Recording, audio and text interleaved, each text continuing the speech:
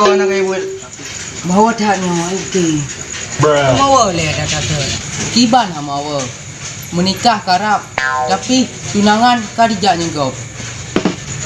Hai, bertanya tengok ada apa anjir terbekir masalah menikah. Betul ya, kamu tanya macam mana buah dengku tempe ibu. Roga nak kaya ibu. Rumah telah aku ibut mana. Ipat dengku.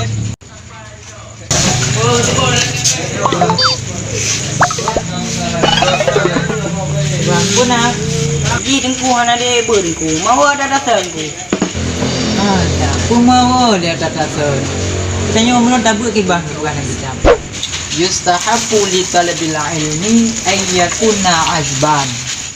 Itu makna dengku. Makna ji sepatut ji bagi katanya orang menuntut ilmu. Nyo bujang dah. Pakan dengku. Supaya getanya buat nyobek pikiran holain. Buta fokus pikiran getanya bagus. Punya pikiran getanya tak fokus holain.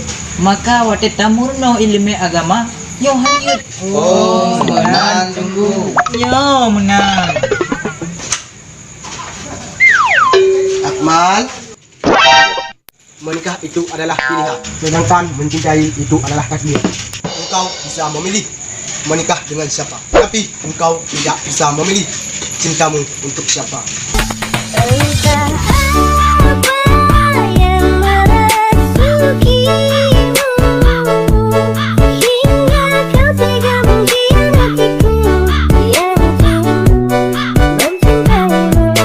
Taulah apa DJ nak dia ibu cik. Cok medang kukuh ni. Ampun, engkau ampun.